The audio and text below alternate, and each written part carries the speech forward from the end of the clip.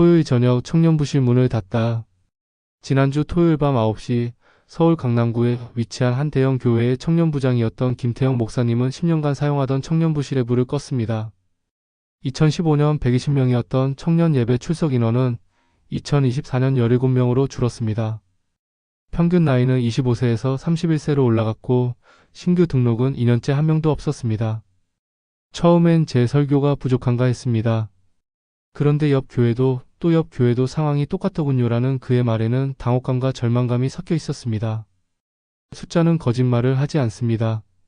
한국갤럽 조사에 따르면 2024년 기준 만 18세에서 29세 사이 청년층의 기독교 신앙률은 15%입니다. 10년 전인 2014년 28%에서 거의 절반 가까이 떨어진 수치입니다. 더 충격적인 것은 속도입니다. 매년 평균 1.3%씩 감소하고 있다는 통계는 이 추세가 계속되면 2030년대 중반엔 10% 아래로 떨어질 수 있다는 전망을 가능하게 합니다. 그런데 이 숫자 뒤에는 사람이 있습니다. 27세 직장인 박지훈 씨는 대학 1학년 때까지만 해도 매주 교회에 나갔습니다. 중학교 때부터 다녔으니까 당연히 가야 하는 곳이었죠.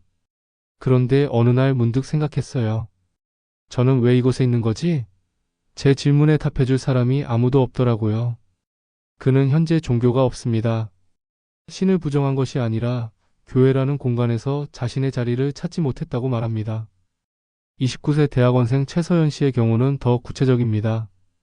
목사님이 설교 시간에 계속 요즘 젊은이들은 나약하다, 고생을 모른다, 헌신이 부족하다고 하셨어요. 저는 그때 알바 3개 뛰면서 등록금 벌고 있었거든요. 새벽 5시에 일어나서 밤 11시에 집에 들어가는데 저보고 나약하다고 하시더라고요. 그날 이후로 다시는 안 갔습니다. 그녀의 목소리에는 분노보다는 실망이 더 컸습니다. 왜 이런 일이 벌어지는 걸까요? 저는 지난 6개월간 탈교회 청년 85명을 직접 만나 인터뷰했습니다. 그들의 이야기에서 반복되는 3가지 키워드가 있었습니다. 질문의 부재, 신뢰의 붕괴, 공감의 실패입니다. 첫 번째, 질문이 허락되지 않는 공간의 문제입니다.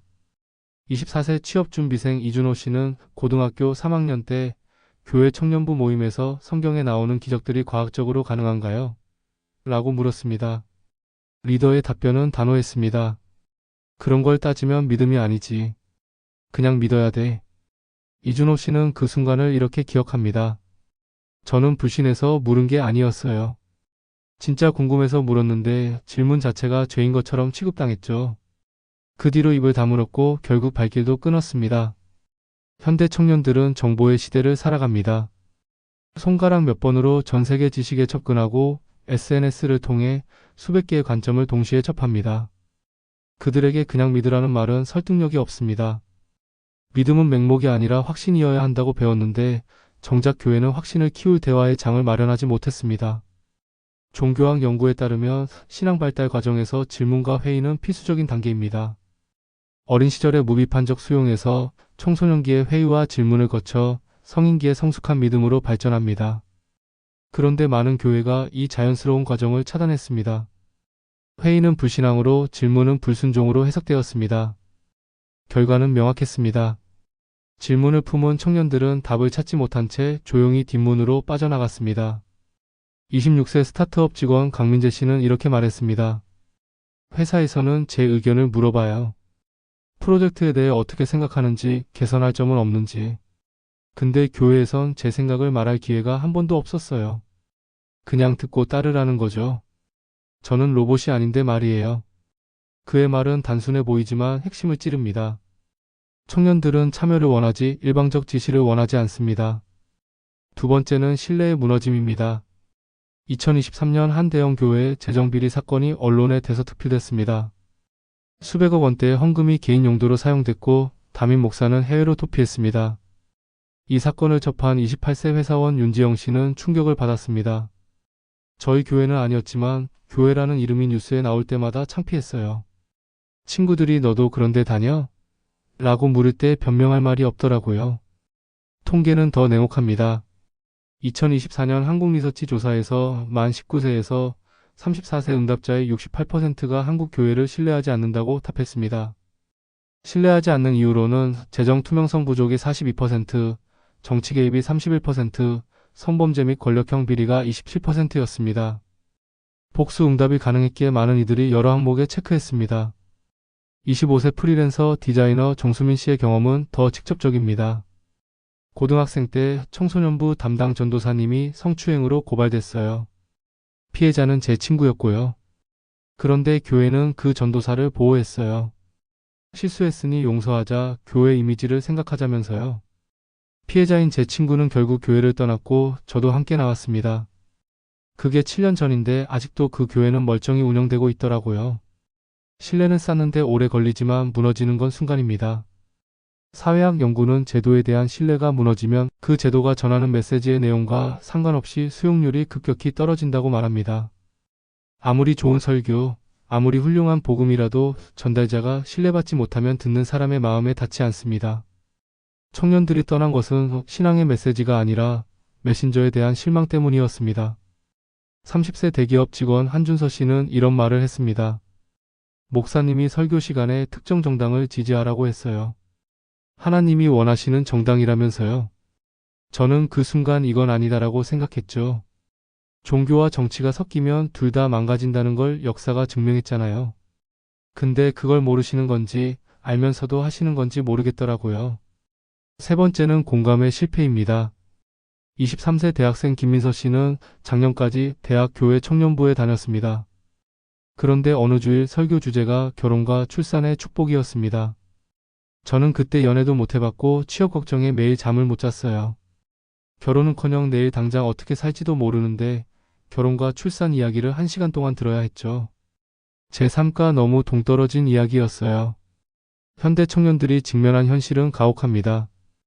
2024년 통계청 자료에 따르면 만 20대의 체감 실업률은 23.5%입니다. 4명 중 1명은 일자리를 구하지 못하거나 불안정한 일을 합니다. 서울 평균 전세가는 5억 원을 넘었고 월세 평균은 80만 원입니다. 대학 졸업 직후 평균 학자금 대출 잔액은 1,800만 원입니다.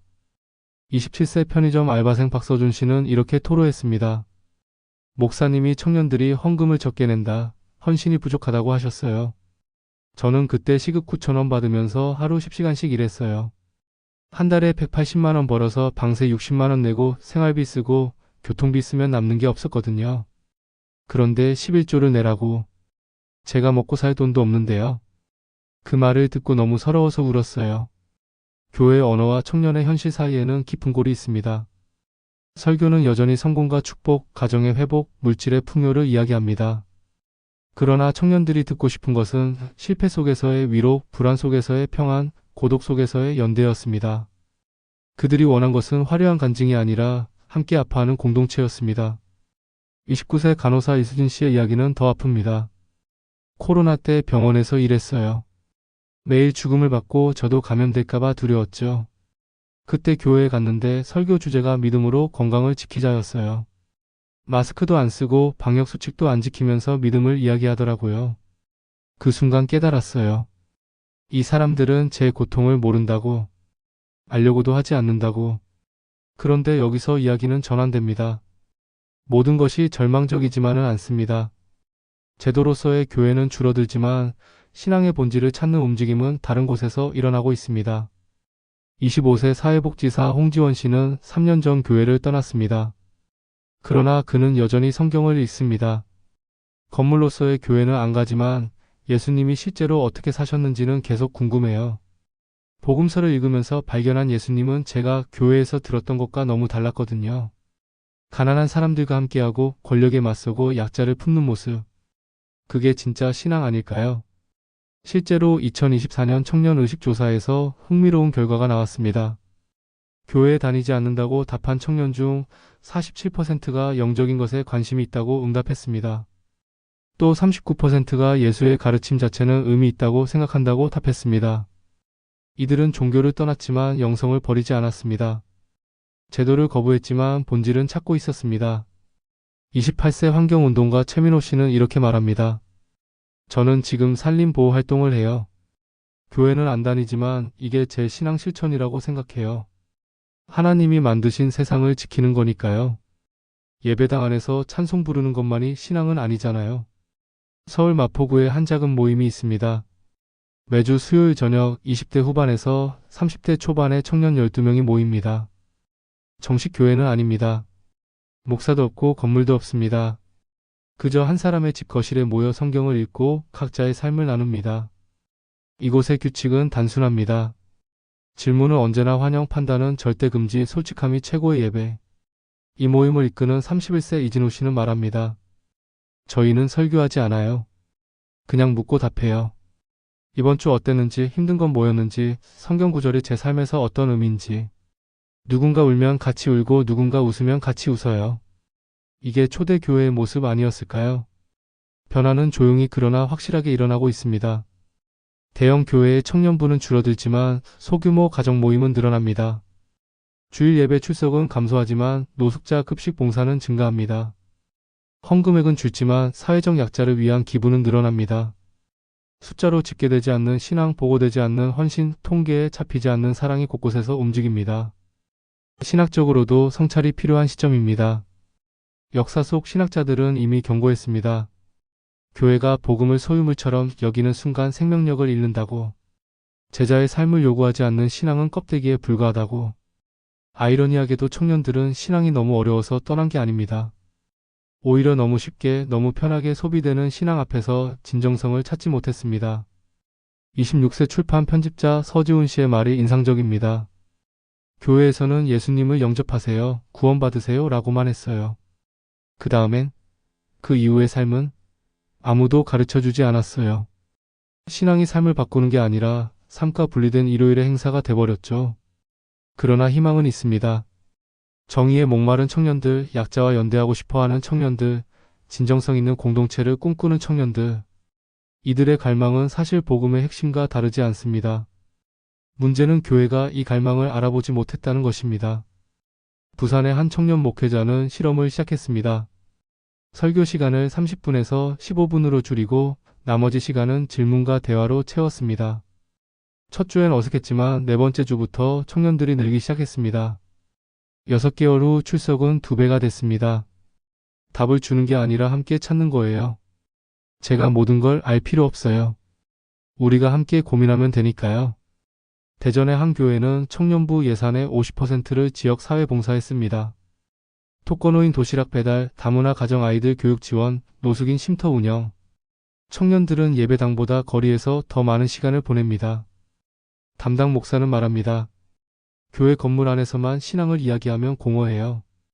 밖에서 땀 흘리고 들어와서 나누는 신앙이 진짜죠. 광주의 한 청년 공동체는 매달 정직한 간증의 밤을 엽니다. 실패한 이야기, 의심했던 순간, 화났던 경험을 나눕니다. 성공 간증이 아니라 실패 간증입니다. 저희는 완벽한 척하지 않아요.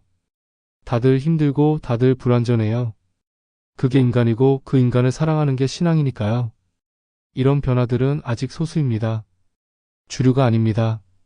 그러나 작은 불씨는 언제나 이렇게 시작됩니다.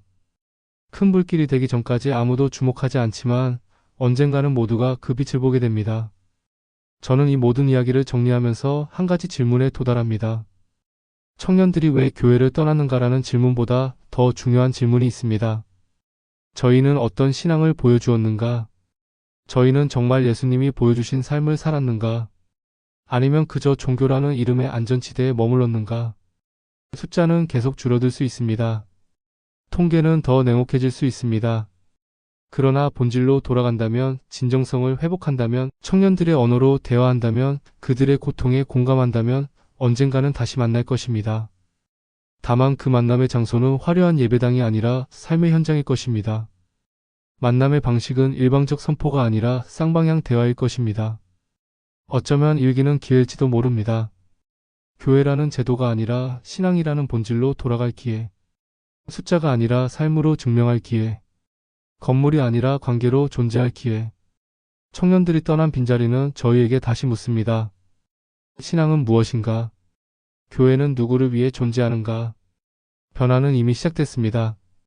보이지 않는 곳에서 들리지 않는 목소리로. 그 변화에 저희가 동참할 것인가? 아니면 과거의 방식을 고집할 것인가? 선택은 저희의 몫입니다. 그리고 그 선택의 결과는 다음 세대가 감당할 것입니다. 이 긴 이야기가 여러분께 생각할 거리를 남겼다면 구독 버튼을 눌러주세요. 더 많은 이야기와 깊은 통찰이 궁금하시다면 좋아요와 알림 설정도 함께 부탁드립니다. 다음 영상에서도 불편하지만 꼭 필요한 질문들을 계속 던지겠습니다. 함께 고민하고 함께 답을 찾아가요.